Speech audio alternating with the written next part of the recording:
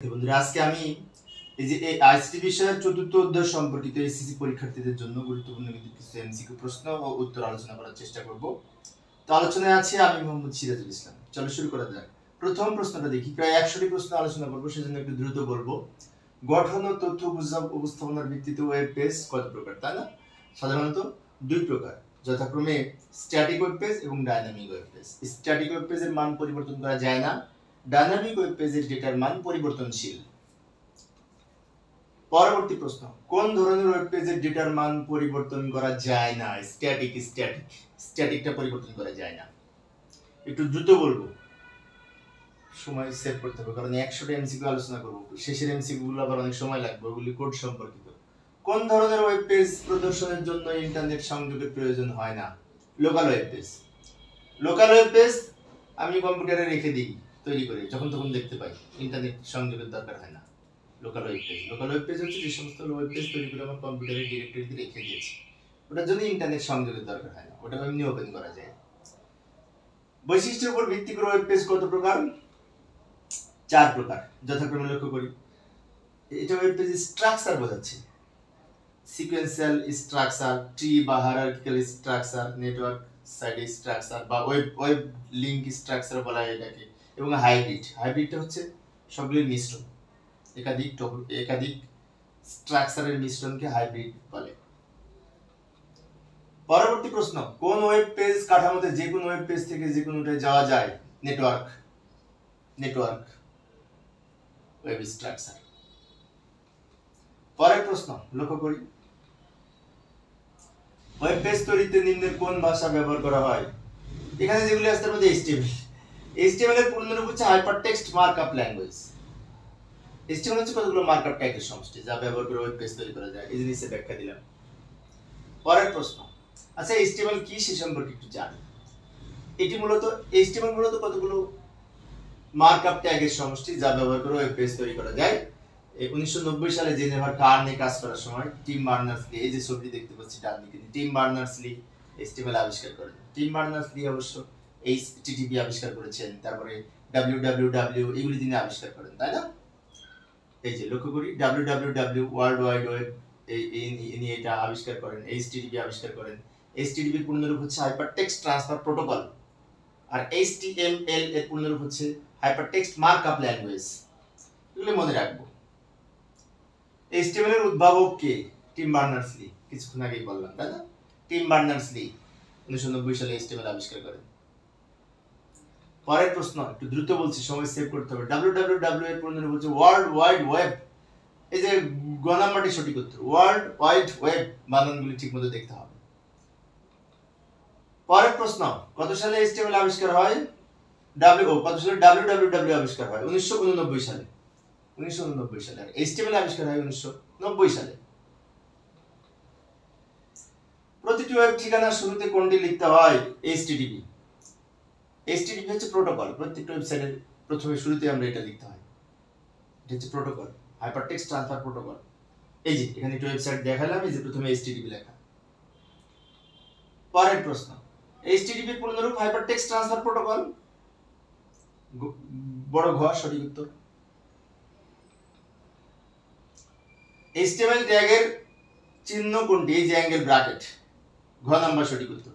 অর্থাৎ HTML এর শুরুতে এবং শেষে আমরা এই যে অ্যাঙ্গেল ব্র্যাকেট দিই, অ্যাঙ্গেল ব্র্যাকেট, এটাকে লেফট অ্যাঙ্গেল ব্র্যাকেট এবং রাইট অ্যাঙ্গেল ব্র্যাকেটের মধ্যে আমরা এই HTML কোড লিখি, সেজন্য প্রতীক হচ্ছে গ নাম্বারের অ্যাঙ্গেল ব্র্যাকেট।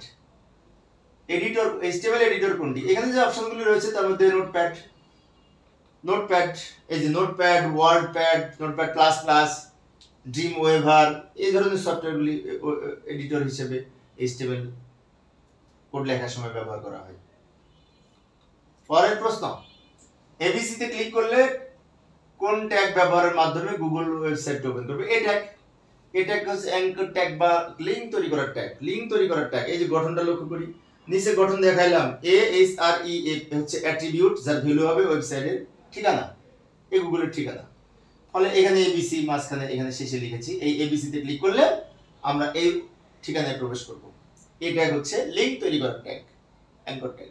আর এই ট্যাগের অন্যতম অ্যাট্রিবিউট HREF, যার পূর্ণরূপ হচ্ছে হাইপারলিংক রেফারেন্স। হেডিং ট্যাগ কয়টি? 6টি। H1 থেকে H6, H1 2 3 4 5 6, এই H1 এর সবচেয়ে বড় হয় আর H6 এর সবচেয়ে ছোট হয়। এটা হচ্ছে হেডিং লেখার ট্যাগ, শিরোনাম লেখার জন্য। HTML এর কোন হেডিং লেখা সবচেয়ে বড় এবং কোনটি ছোট? বড় হচ্ছে 1, ছোট হচ্ছে 6। খ নাম্বার সঠিক উত্তর। 1 বড়, 6 ছোট।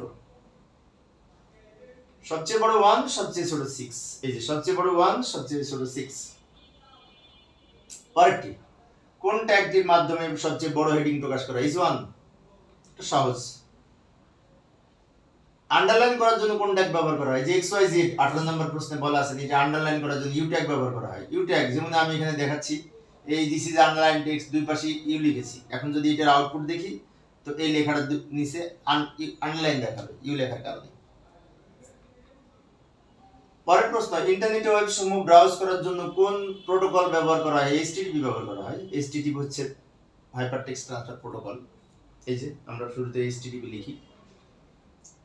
পরের প্রশ্ন, নিচের উল্লেখিত অপশনগুলোর মধ্যে কোনটিকে সঠিকভাবে অ্যাট্রিবিউট ব্যবহার করা হয়েছে? এখানে সঠিকভাবে ব্যবহার করা হয়েছে কোন জায়গায় একটু দেখি। এই প্রথমে না, এই যে দ্বিতীয়টা সঠিক হয়েছে, দ্বিতীয়টাই সঠিক আর সবটাই ভুল আছে। আমরা যারা কোড লিখেছি তারা জানি দ্বিতীয়টাই। যেমন প্রথমে যে ক নাম্বার এখানে স্ল্যাশ আছে, আবার গ নাম্বারে আবার এই যে ব্র্যাকেটের মধ্যে শুরুতেই 1 আছে, তারপরটা বর্ডার প্রথম দিয়ে শুরু হয়েছে, এগুলো ভুল আছে। একমাত্র সঠিক খ নাম্বারটা এইখানে এই অপশনগুলোর মধ্যে মনে হয়। অর্থাৎ আমাদের নিয়মটা হচ্ছে ওপেনিং ট্যাগ লিখবো, অ্যাট্রিবিউট লিখবো, তারপর অ্যাট্রিবিউটের ভ্যালু লিখবো। খ নাম্বার টেবিল হচ্ছে ওপেনিং ট্যাগ, অ্যাট্রিবিউটের নাম, ভ্যালু হচ্ছে 1। পরের প্রশ্ন লক্ষ্য করি, HTML লাইন ব্রেক করার জন্য, আলাদা লাইন করার জন্য বিআর ট্যাগ ব্যবহার করা হয়। এই যে আই লাভ মাই, তারপর বিআর লিখেছি, তারপর কান্ট্রি। এখন কান্ট্রিটা নিচে আসবে, এই যে আউটপুট ডান দিকে দেখাইলাম, আই লাভ মাই উপরে থাকবে, বিআর এর পরে যেটুকু লিখবে সেটুকু নিচে আসবে, কারণ বিআর দ্বারা লাইন ব্রেক হয়। বিআর হচ্ছে এমটি ট্যাগ, ফাঁকা ট্যাগ। নিচের কোনটি ফাঁকা ট্যাগ? এইচআর, এখানে এইচআর বিআর, এই যেমন এখানে দেখাইলাম, HR BR, link, IMG, base, meta, আরো কিছু ট্যাগ আছে যেগুলি এমটি ট্যাগ বা ফাঁকা ট্যাগ, যার কোনো ক্লোজিং ট্যাগ নাই। পরের প্রশ্ন, আচ্ছা এই ট্যাগ সাধারণত দুই ধরনের, এমটি ট্যাগ আর কন্টিনিউয়াস ট্যাগ, অর্থাৎ ফাঁকা ট্যাগ আর ধারক ট্যাগ। এই যেখানে দেখাইলাম, ফাঁকা ট্যাগ কাকে বলে একটু ব্যাখ্যা করি। যে ট্যাগের ক্লোজিং ওপেনিং থাকে কিন্তু ক্লোজিং থাকে না, তাকে ফাঁকা ট্যাগ বলে। যেমন BR, HR, link, IMG, base, এগুলি হচ্ছে এই এমটি ট্যাগ বা ফাঁকা ট্যাগ। যেমন বিআর ব্যবহার করলাম, বিআর এর ক্লোজিং লিখি নাই, একটাই বিআর ব্যবহার করেছি লাইন ব্রেক করার জন্য, তাহলে এখানে বিআরটা হচ্ছে ফাঁকা tag, empty tag. HR, BR, IMG, link, meta, base, এগুলি মধ্যে রাখবো। এবার আসি ধারক ট্যাগ বা কন্টিনিউয়াস ট্যাগ। যে সকল ট্যাগের ওপেনিং ক্লোজিং উভয় রয়েছে তাকে ধারক ট্যাগ বলে। এই ধরনের ট্যাগের সংখ্যা বেশি, যেমন HTML শুরু, HTML শেষ। এই যে লক্ষ্য করি, HTML শুরু, HTML শেষ, বডি শুরু, বডি শেষ, পি শুরু, পি শেষ, এগুলি সব হচ্ছে ধারক ট্যাগ, এর ওপেনিং ক্লোজিং রয়েছে। দ্রুত বলছি সময় সেভ করার জন্য, কারণ আমাদের অনেকগুলি প্রশ্ন আলোচনা করতে হবে, শেষের প্রশ্নগুলি আবার সময় বেশি লাগবে। HTML ভূমি সমান্তরাল লাইন তৈরি করার জন্য এইচআর ট্যাগ ব্যবহার করা হয়, হরাইজন্টাল রো, তাই না? এটা এই যে আমরা এই নিচে আন্ডারলাইন করার জন্য এইচআর ট্যাগ ব্যবহার করব। এইচআর একটি এমটি ট্যাগ বা ফাঁকা ট্যাগ। নিম্নের কোনটি ব্যতীত অন্যগুলি HTML এর ধারক ট্যাগ, মানে কোনটি ধারক ট্যাগ না সেটা বোঝাচ্ছে বিআর ট্যাগ। বিআর ট্যাগটা ধারক ট্যাগ না, কারণ এর ওপেনিং আছে কিন্তু ক্লোজিং নাই। আর যার ওপেনিং ক্লোজিং উভয় আছে তাকে ধারক ট্যাগ বলে। এই যে নিচে সংজ্ঞা লিখে দিয়েছি, ওপেনিং ক্লোজিং উভয় থাকবে, কিন্তু বিআর এর ক্লোজিং নাই, তাই বিআর ট্যাগটা হচ্ছে ফাঁকা ট্যাগ বা এমটি ট্যাগ। নিচের কোনটি ওয়েবসাইটের ডিজাইন? ওয়েবসাইট ডিজাইন হচ্ছে ডকুমেন্ট তৈরি করা, ওয়েবসাইটে ডকুমেন্ট তৈরি করা HTML ট্যাগ ব্যবহার করে, একে ওয়েবসাইট ডিজাইন বলে। এটা ওয়েবসাইটের যে সমস্ত ধাপ সমূহ রয়েছে না ওয়েবসাইট পাবলিশিং এর, তার মধ্যে থেকে প্রশ্নটি এসেছে। HTML ডকুমেন্ট তৈরি করাটা ওয়েব ডিজাইন এর অন্তর্ভুক্ত। যেমন এই যে ওয়েবসাইট পাবলিশিং এর ধাপ সমূহ, প্রথম ধাপ ডোমেইন নেম রেজিস্ট্রেশন, দ্বিতীয় ধাপ ওয়েবসাইট ডিজাইন, তৃতীয় ধাপ ওয়েবসাইট ডোমেইন হোস্টিং করা, এবং চতুর্থ ধাপ সার্চ ইঞ্জিনের সাথে ওয়েবসাইটকে যুক্ত করা। এই যে 2 নম্বর ধাপটা হচ্ছে ওয়েবসাইট ডিজাইন। এই ডিজাইনটাই হচ্ছে HTML ব্যবহার করে ওয়েব পেজে কোডিং লেখা বা তৈরি করা। HTTP এখানে কি ঠিকানা দেয়া আছে, হলুদ কালার দেয়া আছে .com। এই সর্বশেষ .comটা কি? .com হচ্ছে ডোমেইন প্রকৃতি, ডোমেইনের প্রকৃতি, টপ লেভেল ডোমেইন নেমও বলে এটিকে। তো ডোমেনের প্রকৃতি বিভিন্ন রকম আছে, লক্ষ্য করে এখানে কিছু উপস্থাপন করলাম। .com হচ্ছে বাণিজ্যিক প্রতিষ্ঠান, .edu শিক্ষামূলক প্রতিষ্ঠান, .gov সরকারি প্রতিষ্ঠান, .in আন্তর্জাতিক, .mil সামরিক প্রতিষ্ঠান, .net নেটওয়ার্ক সম্পর্কিত, .org অর্গানাইজেশন বা অলাভজনক প্রতিষ্ঠান, .biz বাণিজ্যিক, .info তথ্য সংক্রান্ত। এগুলো আমরা মনে রাখার চেষ্টা করব। পরের প্রশ্ন, একটি আইপি অ্যাড্রেসে প্রকাশের জন্য মোট কয়টি অক্টেট থাকে? আর 4টি অক্টেট থাকে। IPv4 4টি অক্টেট নিয়ে গঠিত, মোট 32 বিটের, এক এক অক্টেটে 8 বিট করে থাকে। 8 বিট নিয়ে একটা অক্টেট হয়। এই যে লক্ষ্য করি, এই 8 বিট, এই প্রথম অংশে 8 বিট ডট দ্বারা বিভক্ত করেছে, আবার 8 বিট, 4 জায়গায় এখানে নিচে 8 বিট করে দেখানো হয়েছে, প্রত্যেকটাকে এক একটি অক্টেট বলে। আইপি অ্যাড্রেস বলতে কি বুঝি? আইপি অ্যাড্রেস এর পূর্ণরূপ হচ্ছে ইন্টারনেট প্রোটোকল অ্যাড্রেস, এবং এই আইপি অ্যাড্রেস এর ক্ষেত্রে সাধারণত আমরা সংখ্যা ব্যবহার করে ওয়েবসাইটের ঠিকানা ব্যবহার করে থাকি। সংখ্যা ব্যবহার করে এই ওয়েবসাইটের ঠিকানা তৈরি করা হয়, যাকে বলে আইপি অ্যাড্রেস। এই যে সাধারণত সংখ্যা ব্যবহার করা হয়, যেমন এখানে আমি একটি আইপি অ্যাড্রেস দেখাইলাম, এটি কিন্তু ওয়েবসাইটের ঠিকানা, এই নিচে, যেটি 4টা অংশে ডট দ্বারা বিভক্ত করেছে। আইপি অ্যাড্রেস প্রকারভেদ IPv4, IPv6 মানে internet protocol version 4, internet protocol version 6। এবার ইন্টারনেট প্রোটোকল ভার্সন 4-6 সম্পর্কে পরে প্রশ্ন করতেছি, আগে এটা পড়ি। ওপেনিং ট্যাগ এবং ক্লোজিং ট্যাগ পর্যন্ত সমস্ত অংশকে HTML এর উপাদান বলে, HTML এলিমেন্ট বলে। এই যে লক্ষ্য করি, ওপেনিং থেকে শুরু করে ক্লোজিং পর্যন্ত সম্পূর্ণ অংশটাকে HTML এলিমেন্ট বলে। এলিমেন্ট মানে বাংলা হচ্ছে উপাদান। HTML এলিমেন্ট বা সিনট্যাক্স কি? অন্যান্য ভাষার নাই HTML এলিমেন্ট, HTML ভাষায়ও কিছু নিয়ম কানুন রয়েছে যেগুলোকে HTML সিনট্যাক্স বলে। HTML সিনট্যাক্সটা হচ্ছে, গঠনটা হচ্ছে ওপেনিং ট্যাগ, মাঝখানে কন্টেন্ট, শেষে ক্লোজিং ট্যাগ। যেমন এই যেখানে আমি একটা দেখাই দিলাম, প্রথমে opening tag P, closing tag P close, আর মাঝখানে যে লাল কালার দিয়ে রেখেছে কন্টেন্ট, এটা হচ্ছে HTML syntax. Opening tag, content, closing tag, মনে রাখবে এগুলা। ইউআরএল দ্বারা কোনটি প্রকাশ করা হয়? ওয়েবসাইটের ঠিকানা, তাই না? ইউআরএল হচ্ছে ডোমেইন নেম, ডোমেইন নেম ওয়েবসাইটের ঠিকানা, যেটি ইউআরএল এর অন্তর্ভুক্ত। এই যে টোটাল ইউআরএল আমি এখানে ব্যবহার করলাম, এর সম্পূর্ণ অংশটা হচ্ছে ইউআরএল, ওয়েবসাইটের ঠিকানা। ইউআরএল কি? ইউআরএল এর পূর্ণরূপ ইউনিফর্ম রিসোর্স লোকেটর। এই যে আমি নিচে একটা ইউআরএল এর উদাহরণ দেখাইলাম, ইউনিফর্ম রিসোর্স লোকেটর। এটি এমন একটি প্রযুক্তি যার মাধ্যমে ওয়েবসাইটের ঠিকানা শনাক্ত করা হয়। যেমন এখানে আমি একটা বিশাল ইউআরএল উপস্থাপন করলাম। প্রথমে HTTP এটা হচ্ছে প্রোটোকল, www এটা হোস্ট নেম, ঢাকা বোর্ড এটা হচ্ছে ডোমেইন, .gov এটা ডোমেইনের প্রকৃতি, .bd কান্ট্রি কোড। এগুলো মনে রাখার চেষ্টা করব, আমি তীর চিহ্ন দিয়ে দেখিয়ে দিলাম।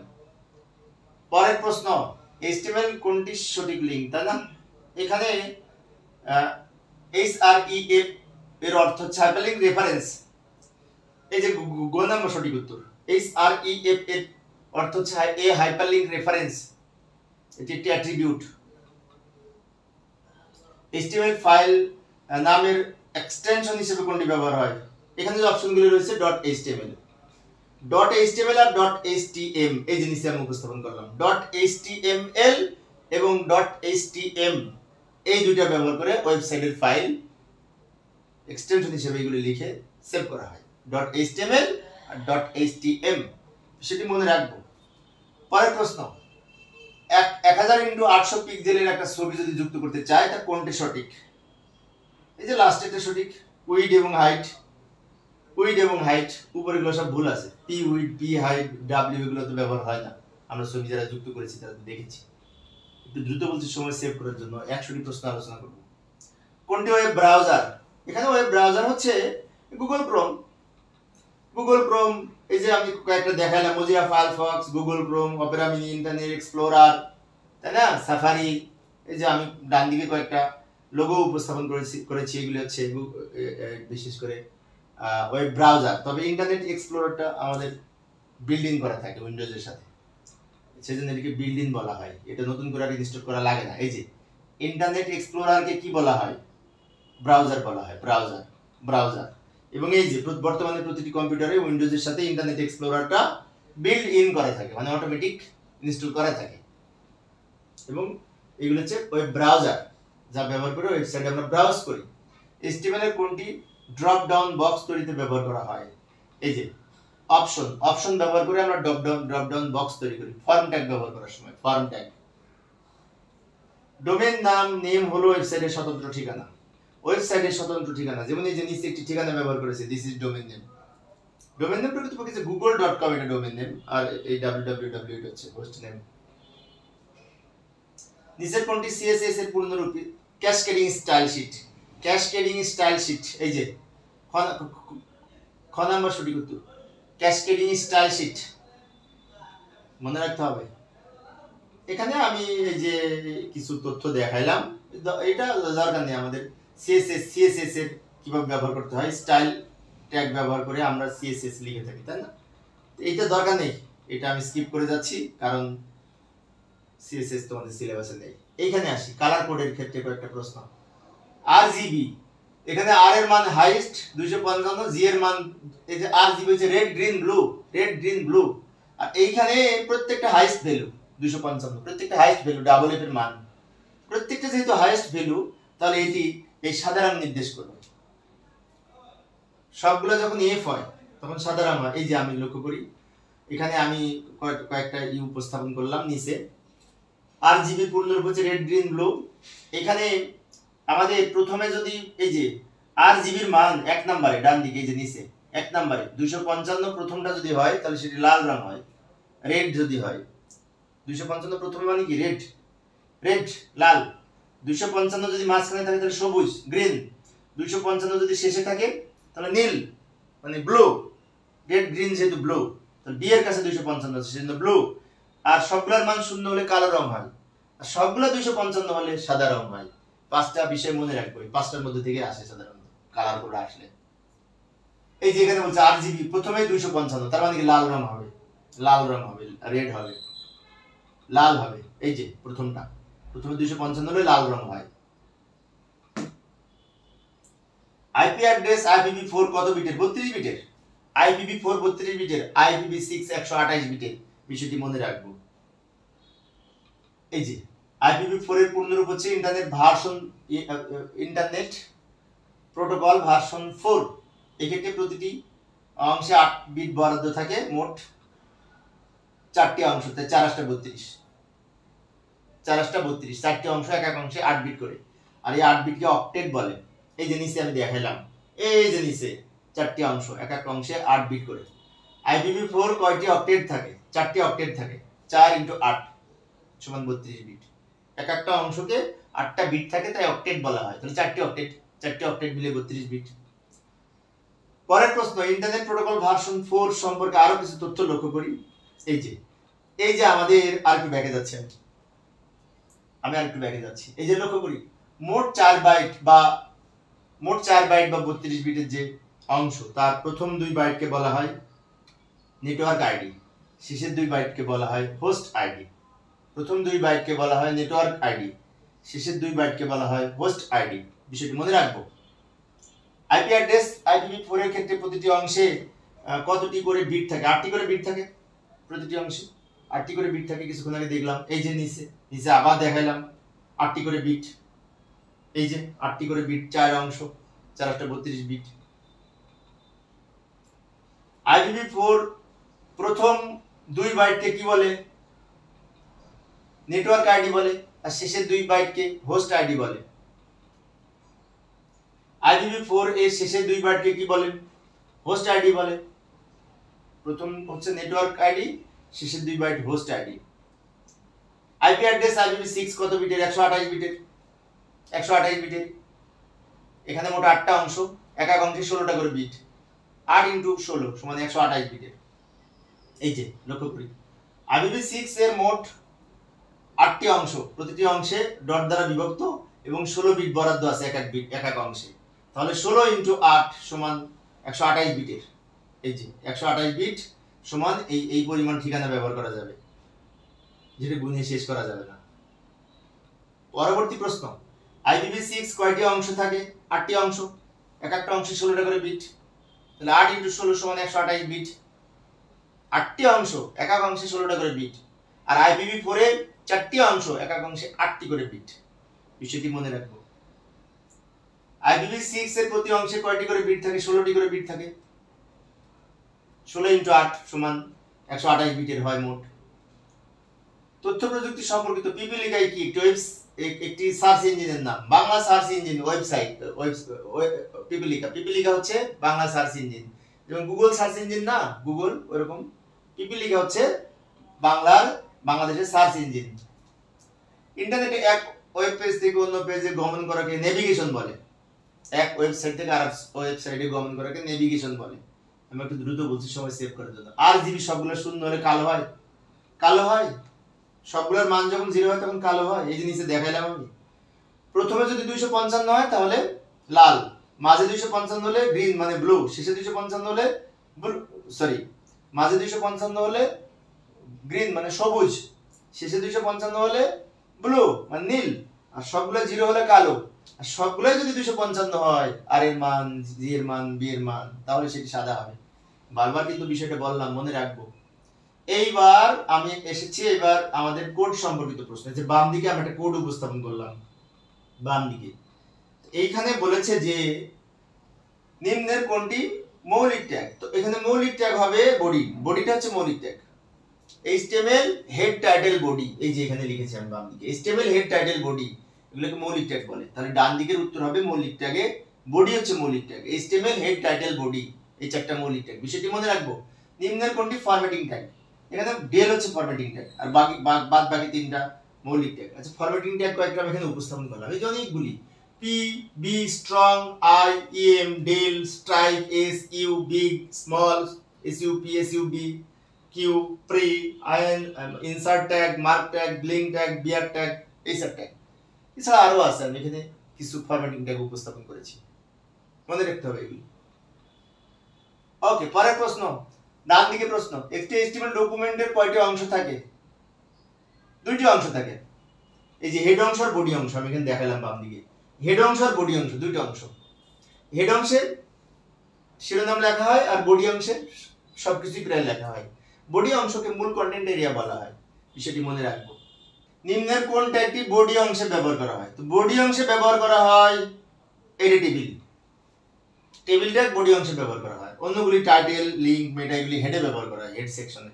এই যে এই নিচের অংশ আমরা টেবিল তৈরি করি বডি অংশে, কারণ টেবিল বডি অংশে ব্যবহার করা হয়। পরের প্রশ্ন, এই প্রতীকটা, এই প্রতীকটা বিষয়টি কোন অর্থে ব্যবহার করা হয়? কমেন্টস লেখার জন্য। HTML এ কমেন্টস লেখার জন্য এই প্রতীক ব্যবহার করি আমি। এই যে এক্সক্লেমেটরি সাইন, ডাবল, আমরা এখানে হাইফেন, তারপর মাঝখানে যা লিখবো শেষে ডাবল হাইফেন আবার ক্লোজ করব। এই মাঝখানে যা লিখবো সেটি কমেন্টস আকারে দেখাবে। কমেন্টস অংশ ওয়েবসাইটে দেখা যায় না। যেমন আমি একটা উদাহরণ দিই, এই যে এখানে আমি একটি ওয়েবসাইট এর ছোট্ট ডিজাইন করলাম। এখানে এই ব্যবহার করে লিখেছি ক্যাপিটাল অফ বাংলাদেশ। এই ক্যাপিটাল অফ বাংলাদেশটা আমরা যখন ওয়েবসাইট এই ডিজাইন করে যখন পাবলিশ করব, তখন এই কেমন কমেন্টস এর মধ্যে যেটি লিখেছি এটি দেখা যাবে না। যিনি ওয়েবসাইট তৈরি করেছে উনি আবার যদি ওপেন করে তাহলে ব্যাক এন্ড থেকে এটি দেখা যাবে, ফ্রন্ট এন্ড থেকে দেখা যাবে না, সামনে থেকে দেখা যাবে না। HTML ডকুমেন্ট নির্দেশ করার জন্য নিম্নের কোন ট্যাগ ব্যবহার করা হয়? ডকুমেন্ট নির্দেশ করার জন্য doctype HTML। Doctype HTML এর পূর্ণরূপ হচ্ছে ডকুমেন্ট টাইপ HTML, এবং HTML5 ভার্সনে লেখার জন্য শুরুতে আমরা ডক টাইপ HTML লিখি। এই যে আমি একটা কোড দেখাইলাম, শুরুতেই ডক টাইপ HTML লিখছি, তাহলে এটা HTML5 ভার্সনে লেখা হলো। ওটা লেখার কারণে ডক টাইপ HTML দ্বারা ডকুমেন্ট টাইপ HTML বোঝায়, বিষয়টি মনে রাখবো। HTML ডকুমেন্ট নির্দেশ করে। প্যারাগ্রাফ প্রদর্শনের জন্য কোন ট্যাগ? P tag. এটা সহজ ছিল। পি ট্যাগ প্যারাগ্রাফ, এই যে লক্ষ্য করি পি শুরু পি শেষ, মাঝখানে আমি কিছু লিখেছি, তাহলে এটা প্যারাগ্রাফ আকারে দেখা যাবে। এই যে বডির মধ্যে লিখেছি পি শুরু পি শেষ, বাম দিকে। প্রত্যেকটা কোডের বাম দিকে আমি উদাহরণ দিচ্ছি যাতে বুঝতে পারো ঠিক মতো। পরের প্রশ্ন লক্ষ্য করি, যে কোনো টেক্সটকে ইটালিক করার জন্য, ইটালিক মানে একটু বাঁকা করার জন্য আই ট্যাগ ব্যবহার করা হয়। যেমন বাম দিকে আমি উদাহরণ দেখাচ্ছি। এই যে বডির মধ্যে আমি লিখলাম বাংলাদেশের দুই পাশে আই, ইটালিক ট্যাগ। ফলে কি হবে? আউটপুটটা হবে বাংলাদেশ লেখাটা বাঁকা হবে। কেন বাঁকা হবে? দুই পাশে আই লিখেছি তাই। ওকে, পরের প্রশ্ন লক্ষ্য করি, যে কোনো টেক্সটকে সুপারস্ক্রিপ্ট মানে পাওয়ার আকারে উপস্থাপনের জন্য এসইউপি ট্যাগ ব্যবহার করা হয়। এসইউপি ট্যাগটা হচ্ছে সুপারস্ক্রিপ্ট ট্যাগ, যেটি দ্বারা পাওয়ার মতো উপস্থাপন হবে। যেমন লক্ষ্য করি, এই যে বাম দিকে আমি বডির মধ্যে লিখলাম a প্লাস বি এর পরে 2 এর দুই পাশে লিখলাম এসইউপি, ফলে এর আউটপুটটা হবে a plus B whole square. এই বি এর দুই পাশে যদি এসপি লিখেছি দুইটা উপরে চলে যাবে। দ্রুত বলছি, সময় সেভ করার জন্য 100টা প্রশ্ন আলোচনা করব। যে কোনো টেক্সটে সাবস্ক্রাইব করে সাবস্ক্রাইব আকারে উপস্থাপনের জন্য, সাবস্ক্রাইব মানে কি বেজ আকারে এই দুই ট্যাগ ব্যবহার করা হয়। যেমন আমি উদাহরণ দেখাচ্ছি বাম দিকে এ বি, এটা হেক্সাডেসিমাল সংখ্যা, তাহলে 16টা বেজ আকারে দেখাবো। তাহলে আমি যদি দুই দিকে এসে বি লিখি আউটপুটটা এরকম হবে এ বি, 16 লেখাটা বেজ আকারে দেখাবে। কেন বেজ আকারে দেখাবে? এই যে এসইউ বি ট্যাগ ব্যবহার করেছি, যেটিকে বলা হয় সাবস্ক্রিপ্ট ট্যাগ, বিষয়টি মনে রাখবো। পরের প্রশ্ন, HTML ফাইল নামের সাথে নিম্নের কোনটি এক্সটেনশন হিসেবে ব্যবহার করা হয়? .html, .html অথবা .htm। এই যে আমি আবার দেখাইলাম, আমরা যখন সেভ করব তখন সেভ পেজ 1 নামে যদি সেভ করি, তাহলে যে নিচে দেখাইলাম সেভ করার সময় ফাইলের নাম পেজ 1 নামে যদি সেভ করি, তাহলে লিখতে হবে পেজ 1.html অথবা লিখতে হবে .html, না লিখলেও হবে। এই যে উপরে দেখিয়ে দিয়েছি আমি, এই নামে সেভ করতে হবে এক্সটেনশন হিসেবে। HTML ডকুমেন্টের কোন অংশকে মূল কন্টেন্ট এরিয়া বলা হয়? বডি অংশকে। HTML এর বডি অংশকে মূল কন্টেন্ট এরিয়া বলা হয়। এই যে দুইটা অংশ, উপরে হেড অংশ, নিচে বডি অংশ। বাম দিকে বডি অংশ ভিজিবল, বডি অংশের মধ্যে যা লিখবো সেটা ওয়েবসাইটে দেখা যায় আউটপুট আকারে। তাই বডি অংশকে HTML ডকুমেন্টস এর মূল কন্টেন্ট এরিয়া বলা হয়। পরের অংশ লক্ষ্য করি, নিচের কোন ট্যাগ হেড অংশের মধ্যে থাকবে? টাইটেল, মেটা, পিমা, পি থাকবে না, বেজ h1 থাকবে না। এই যে লাস্টেরটা টাইটেল, মেটা, লিংক, বেজ, এগুলি এই হেড সেকশনে থাকে, হেড সেকশনে। আচ্ছা, হেড সেকশনে কোন কোন ট্যাগগুলো থাকে আমরা আরো পরে জানবো, সমস্যা নেই। ওয়েব পেজ টেবিল তৈরির জন্য কোনটি সঠিক? টেবিল তৈরির জন্য এখানে টেবিল ওপেন, টেবিল ক্লোজ, এই খ নাম্বার সঠিক। টেবিল ওপেন, টেবিল ক্লোজ, খ নাম্বার সঠিক। আর অন্যগুলি সব ভুল আছে, আমরা যারা ট্যাগ লিখেছি তারা জানি। এই যে বাম দিকে আমি দেখাচ্ছি, এই যে টেবিল ওপেন, টেবিল ক্লোজ, বাম দিকে লাল কালার দিয়ে আমি লিখেছি টেবিল ওপেন, টেবিল ক্লোজ, মাঝখানে রো, তারপর হচ্ছে সেল তৈরি করার জন্য এগুলি লিখবো, তাই না? টিআর দ্বারা রো তৈরি করা হয়, টিডি দ্বারা টেবিলে সেল তৈরি করা হয়। আর প্রথমে টেবিল শুরু, টেবিল শেষ, সেই জন্য খ নাম্বারটি সঠিক। পরের প্রশ্ন লক্ষ্য করি, টেবিলে সেল তৈরি করার জন্য টিডি ট্যাগ ব্যবহার করা হয়। টিডি বা টিএইচ, টিডি দ্বারাও সেল হয়, টিএইচ দ্বারাও সেল হয়, তবে টিএইচ দ্বারা হেডিং আকারে প্রকাশ করে সেল। এই যে আমি বাম দিকে দেখালাম, এই যে লাল কালার দিয়ে রেখেছি, দুই টিআর এর মধ্যে আমরা টিডি লিখেছি দুইবার, ফলে দুইটা সেল হবে। দুই টিআর এর মধ্যে আমরা নিচে এই যে দুইবার টিডি লিখেছি, ফলে দুইটা করে সেল হবে। সেল তৈরি করার জন্য মানে খোপ তৈরি করার জন্য, ঘর তৈরি করার জন্য ছোট ছোট টিডি ট্যাগ ব্যবহার করা হয়। টিডি দ্বারা টেবিল ডেটা বোঝায়। টেবিল রো তৈরি করার জন্য টিআর ট্যাগ ব্যবহার করা হয়। টিআর ট্যাগ দ্বারা টেবিল রো তৈরি হয়। ভূমি সমান্তরাল, এই যে লক্ষ্য করে লাল কালার দিয়ে লিখেছি, উপরে টিআর নিচে টিআর, ফলে একটা রো হবে, রো এর মধ্যে দুইটা করে সেল হবে। মানে TR open, TR close. TR দ্বারা টেবিল রো বোঝায়, টিডি দ্বারা টেবিল ডেটা বোঝায়। বিষয়গুলি মনে রাখবো। টিএইচ দ্বারা টেবিল হেডিং বোঝায়। এই যে টেবিলের হেডিং নির্দেশ করার জন্য টিএইচ ট্যাগ ব্যবহার করা হয়। টিএইচ, এই যে প্রথমে আমি টিএইচ লিখলাম, টিআর এর মধ্যে প্রথমে টিএইচ লিখলাম, ফলে প্রথম যে সেলগুলি তৈরি হবে ওই লেখাগুলি একটু ডিপ হবে, গাঢ় হবে, হেডিং আকারে প্রদর্শন করবে। অর্থাৎ টিএইচ দ্বারাও সেল তৈরি হয়, টিডি দ্বারাও সেল তৈরি হয়, কিন্তু টিএইচ দ্বারা যদি আমি সেল তৈরি করি তাহলে সেই লেখাগুলি হেডিং আকারে প্রদর্শন করবে। হেডিং লেখাগুলি গাঢ় হবে এবং সেন্টার অ্যালাইন হবে, মাঝখানে থাকবে, দেখতে ভালো লাগবে। নিম্নের কোনটি ব্যতীত অন্যগুলি টেবিল ট্যাগের অ্যাট্রিবিউট? এখানে যে ডিরেকশনটা হচ্ছে মার্কিউ ট্যাগের অ্যাট্রিবিউট, টেবিলের না। অন্যদিকে সেল প্যাডিং, বর্ডার, উইড, এগুলো সব টেবিলের ব্যবহৃত অ্যাট্রিবিউট। এই যে আমি যেমন টেবিল বর্ডার ব্যবহার করেছি, তাই না? তারপরে আমি আরো ভিতরে এই উইড ব্যবহার করতে পারি, সেল প্যাডিং ব্যবহার করতে পারি। বাট ডিরেকশন এটা কিন্তু টেবিল ট্যাগের অ্যাট্রিবিউট না, এটা মার্কিউ ট্যাগের অ্যাট্রিবিউট। এগুলি পড়তে হবে, না পড়লে মনে থাকবে না। ওয়েব পেজে ছবি যুক্ত করার জন্য আইএনজি ট্যাগ এবং এটি একটি এমটি ট্যাগ, ফাঁকা ট্যাগ।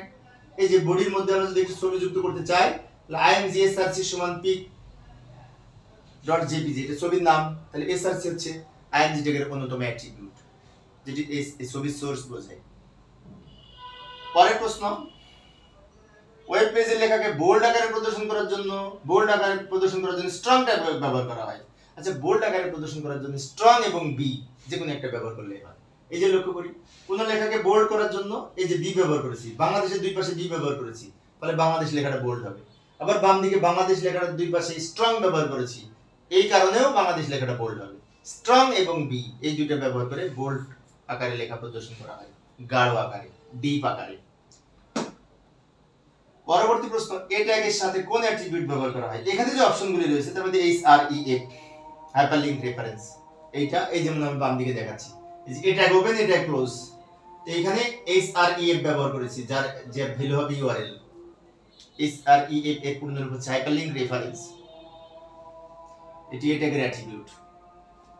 img ট্যাগের সাথে কোনটি ব্যবহার করা হয়? src হচ্ছে অ্যাট্রিবিউট, যার ভ্যালু হবে ছবির নাম, picture.jpg হতে পারে, যেমন বাম দিকে দেখাচ্ছি আমি, এই যে লাল কালার দিয়ে রেখেছি আমি, img src সমান pic.jpg। এই src টা হচ্ছে অ্যাট্রিবিউট, যেটি দ্বারা সোর্স বোঝায়, ছবির সোর্স বোঝায়।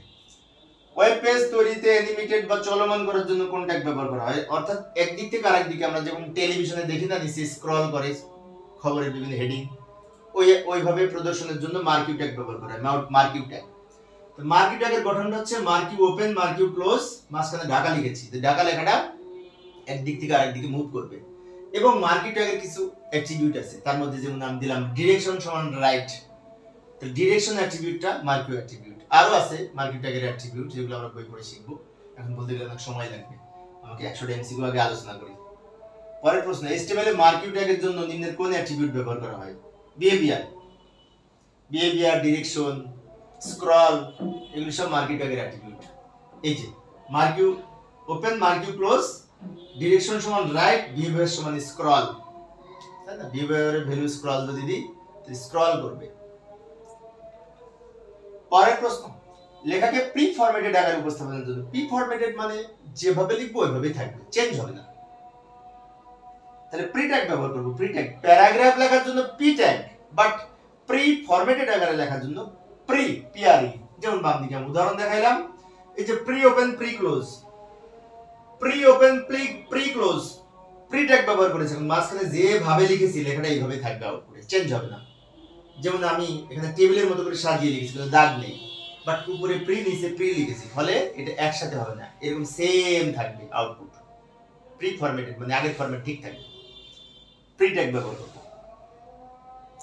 HTML হলো কতগুলো ড্যাশের সমষ্টি, ট্যাগের সমষ্টি। HTML হচ্ছে কতগুলো মার্ক আপ ট্যাগের সমষ্টি, ট্যাগ, তাই না? অনেকগুলি ট্যাগ ব্যবহার করে, বিভিন্ন ধরনের ট্যাগ আছে। নিচের কোনটি কন্টেইনার বা ধারক ট্যাগ যার ওপেনিং ক্লোজিং থাকে? এখানে যে বি ট্যাগের ওপেনিং ক্লোজিং উভয়ই আছে, বাট লিংক, বিআর, এইচআর এগুলি এমটি ট্যাগ, এগুলোর কোনো ক্লোজিং ট্যাগ নাই। প্রথমে আলোচনা করেছি কিন্তু কোনগুলা এমটি, কোনগুলা কন্টেইনার। 78 নম্বর প্রশ্ন, ডান দিকে নিম্নের কোন ট্যাগ শুধুমাত্র অ্যাট্রিবিউট বহন করে? এখানে যে অপশনগুলি রয়েছে তার মধ্যে img অ্যাট্রিবিউট যদি না লিখে img ট্যাগের কোনো মূল্য নাই, অ্যাট্রিবিউট লিখতেই হবে। তার কারণ img ট্যাগের গঠনটা হচ্ছে img src সমান ছবির নাম, তো আমি এখানে src না লিখতে ছবির নাম লিখতে পারবো না, তাই না? উইড হাইট এগুলো আমরা দিই, তাহলে অ্যাট্রিবিউট না লিখলে এই img ট্যাগের কোনো ভ্যালু নাই। সেজন্য বলা হচ্ছে নিম্নের কোনটি অ্যাট্রিবিউট বহন করে, কিন্তু ক্লোজিং ট্যাগ নাই, img ক্লোজিং ট্যাগ নাই, এটি এমটি ট্যাগ, ফাঁকা ট্যাগ। পরের প্রশ্ন, ওয়েব পেজের সাথে লিংক তৈরি করার জন্য কোনটি সঠিক ব্যবহার? এই যে ট্যাগ ওপেন, এটা ক্লোজ, এই ট্যাগ হচ্ছে অ্যাঙ্কর ট্যাগ, যা ব্যবহার করে লিংক তৈরি করা হয়। যে বাম দিকে আমি উদাহরণ দেখাইলাম, ahref সমান url, তারপর লিংকের নাম লিখবো, তাহলে এই যে ahref, a open, a close, Lal colour দিয়ে রেখেছি আমি, এই ট্যাগ দ্বারা লিংক তৈরি করা হয় এবং এটিকে অ্যাঙ্কর ট্যাগ বলা হয়। এক পেজের সাথে আরেক পেজের হাইপারলিংক করার জন্য এই ট্যাগ ব্যবহার করা হয়। 80তম প্রশ্ন লক্ষ্য করি, কোনটি HTML ট্যাগের নির্দেশকে সুনির্দিষ্ট করে? অ্যাট্রিবিউটের কাজ হচ্ছে HTML কে সুনির্দিষ্ট করে দেয়া, যে আপনি এই কাজটা করবেন। যেমন আমি এখানে উদাহরণ দিলাম একটা, অ্যাট্রিবিউট কাকে বলে? অ্যাট্রিবিউট হচ্ছে HTML ডকুমেন্টের ট্যাগকে সুনির্দিষ্ট বৈশিষ্ট্য নির্ধারণ করার জন্য, ট্যাগকে সুনির্দিষ্ট নির্দেশনা দেওয়ার জন্য। যেমন আমি যদি বডি লিখি, উপরে বডি ক্লোজিং লিখি, তাহলে ব্যাকগ্রাউন্ডটা কিন্তু সাদা হবে, বাট আমি যদি বডির পাশে অ্যাট্রিবিউট লিখি বিজি কালার সমান গ্রিন, তাহলে কিন্তু বডিটা আমার গ্রিন হবে। তার মানে কি, বডি ট্যাগকে আমি নির্দেশনা দিলাম অ্যাট্রিবিউটের মাধ্যমে। সেজন্য বলা হয়েছে সুনির্দিষ্ট করে দেওয়ার জন্য, ট্যাগের আউটপুট সুনির্দিষ্ট করে দেওয়ার জন্য অ্যাট্রিবিউট ব্যবহার করা হয়। পরের প্রশ্ন, অ্যাট্রিবিউট কাকে বলে লক্ষ্য করি। ওয়েব পেজের লেখাকে স্টাইল দেওয়ার জন্য অ্যাট্রিবিউট যা ব্যবহার করা হয়, ওপেনিং ট্যাগের সাথে অ্যাট্রিবিউট ব্যবহার করা হয়। অ্যাট্রিবিউটের দুইটা অংশ, এই যে লক্ষ্য করি, কিছুক্ষণ আগে যেটি বললাম সেটি আমি দেখালাম, এখানে একটু দ্রুত লিখলাম, সময় সেভ করে দিলাম। মনে করি বডি ওপেন বডি ক্লোজ, তো ওপেনিং বডির সাথে আমি বিজি কালার সমান গ্রিন লিখেছি, ফলে ব্যাকগ্রাউন্ডটা গ্রিন হবে আউটপুটে। এবং এই যে আমি সমানের বাম পাশে বিজি কালার লিখলাম, সমানের ডান পাশে গ্রিন লিখলাম, তাহলে বাম দিকের এই অংশটাকে অ্যাট্রিবিউট নেম বলে, যে আমি এখানে তীর চিহ্ন দিয়ে দেখিয়ে দিয়েছি। আর ডান দিকে ডাবল কটের মধ্যে যেটা লিখেছি এটাকে অ্যাট্রিবিউট ভ্যালু বলে। অ্যাট্রিবিউট নেম, অ্যাট্রিবিউট ভ্যালু, অ্যাট্রিবিউটের দুইটা অংশ। পরের প্রশ্ন, HTML ট্যাগের অ্যাট্রিবিউট কোথায় লেখা হয়? ওপেনিং ট্যাগের মধ্যে। ওপেনিং ট্যাগের মধ্যে লেখা হয়, প্রথম ট্যাগের মধ্যে লেখা হয় অ্যাট্রিবিউট। যেমন এই যে আমি লক্ষ্য করি এ ওপেন এ ক্লোজ, এটা ক্লোজিং এর মধ্যে কিন্তু অ্যাট্রিবিউট লিখিনি, SREF অ্যাট্রিবিউট লিখেছি কিন্তু ওপেনিং এর সাথে। তাই ওপেনিং ট্যাগের মধ্যে, শুরুর ট্যাগের মধ্যে অ্যাট্রিবিউট লেখা হয়, বিষয়টি খেয়াল রাখবেন। পরের প্রশ্ন, উদ্দীপকে বর্ণিত কোডের ফলাফল কি হবে? এই যে এখানে যে কোডটা আছে এটার ফলাফল কি হবে? এটার ফলাফল কি হবে? এম সাব লিখেছি না, এম এর নিচে 3 থাকবে, তারপর ডি হবে। এই যে ঘ নাম্বার সঠিক উত্তর। সাব লেখার কারণে এই 3টা নিচে যাবে। পরে আরো একটু উদ্দীপক নির্ভর প্রশ্ন, এই যে এটা উদ্দীপক, এটার আউটপুটটা কি হবে? এখানে এম 3 এর দুই পাশে এসইউপি, তার মানে কি সুপারস্ক্রিপ্ট উপরে যাবে, পাওয়ার হবে। এই যে প্রথমটা হবে, প্রথমটা হবে এসইউপি লেখার কারণে পাওয়ার হবে, পাওয়ার 3টা পাওয়ার হবে, 3 এর দুই পাশে এসইউপি লেখার কারণে। পরে আরো একটু উদ্দীপক নির্ভর প্রশ্ন, এই কোডের এই হট চিহ্নতে কি বলবে? অ্যালাইন সমান ড্যাশ। তো অ্যালাইনের ভ্যালু এখানে প্রত্যেক জায়গায় কিন্তু সেন্টার লেফট রাইট আছে, কোনটা সঠিক? এই মাঝখানে খ নাম্বার সঠিক। কেন খ নাম্বার সঠিক? এই ভ্যালু সবসময় ডাবল কোটের মধ্যে হবে। এখানে ভ্যালু সেন্টার লেফট রাইট সবগুলাই কিন্তু ভ্যালু, বাট সঠিক নিয়মে লেখা নাই। সঠিক নিয়মে লেখা আছে শুধু সেন্টার, কারণ সেন্টারের দুই পাশে ডাবল কোট হবে, এগুলোর পাশে ডাবল কোট নাই। ডাবল অথবা সিঙ্গেল কোটের মধ্যে লিখতে হবে ভ্যালু, অ্যাট্রিবিউটের ভ্যালু, এটা তোমরা জানি। পরের প্রশ্ন, আবার উদ্দীপক নির্ভর। এইখানে এই হট চিহ্নতে কি বলবে? ভালো করে লক্ষ্য করি, HTML শুরু HTML শেষ, বডি শুরু বডি শেষ, তার মানে বডির ক্লোজিং ট্যাগ হবে। এখানে বডি ওপেন আছে, ক্লোজ নাই, তাহলে বডির ক্লোজিং ট্যাগ হবে। এর সবগুলাই বডি লেখা, তো কোনটা সঠিক? এই যে গ নাম্বার সঠিক। বডি ট্যাগের ক্লোজিং ট্যাগ গ নাম্বার সঠিক। আমরা যেটা HTML লিখেছি তারা তো জানি ক্লোজিং ট্যাগ এইভাবে লিখতে হয়। আবার উদ্দীপক নির্ভর প্রশ্ন, এখানে এই হট চিহ্নতে কি বলবে? বডি ড্যাশ রেড, তা বডি বিজি কালার সমান রেড, বিজি কালার। এখন অনেক শিক্ষার্থীর মনে হতে পারে যদি ব্যাকগ্রাউন্ড কালার লিখি, না ব্যাকগ্রাউন্ড কালার লেখা যায় না। ব্যাকগ্রাউন্ড লিখতে সেটা পিকচার হবে, পিকচার। বিজি কালার হবে, বিজি কালার দ্বারা ব্যাকগ্রাউন্ড বোঝে। এই যে গ নাম্বার সঠিক উত্তর, এখানে বিজি কালার বলবে। পরের প্রশ্ন, আবার উদ্দীপক নির্ভর। এখানে হট চিহ্নতে কি বলবে? পি ড্যাশ সমান লেফট, অ্যালাইন সমান লেফট, অ্যালাইন। পি ট্যাগের একমাত্র অ্যাট্রিবিউট হচ্ছে অ্যালাইন। অ্যালাইনই সাধারণত পি ট্যাগে ব্যবহার করা হয়, আর কোনো অ্যাট্রিবিউট ব্যবহার করা হয় না। অন্যান্য ট্যাগের মধ্যে বিভিন্ন ধরনের অ্যাট্রিবিউট ব্যবহার করা হয়, কিন্তু পি ট্যাগের অ্যাট্রিবিউট অ্যালাইন, সেটা খেয়াল রাখবো। আর এখানে অ্যালাইন সমান লেফট দিলে মিলবে, অন্য কিছু দিলে মিলবে না। HTML এর পর্যায় কোনটি? HTML head title body, HTML head title body, এটা সঠিক। প্রথমে HTML লিখি, তারপরে হেড, তারপর টাইটেল, তারপর বডি, তাই না? এই যে আমি দেখাইলাম স্ট্রাকচারটা। এই যে প্রথমে উপর থেকে যদি আমি দেখতে চাই, HTML শুরু HTML শেষ, টাইটেল হেড শুরু হেড শেষ, টাইটেল শুরু টাইটেল শেষ, বডি শুরু বডি শেষ, এটা তো ধারা। এই ধারার আমি যদি উপর থেকে সিরিয়াল করি, প্রথমে HTML আসে, তারপর হেড আসে, তারপর টাইটেল আসে, তারপর বডি আসে। HTML হেড টাইটেল বডি, এই যে HTML হেড টাইটেল বডি।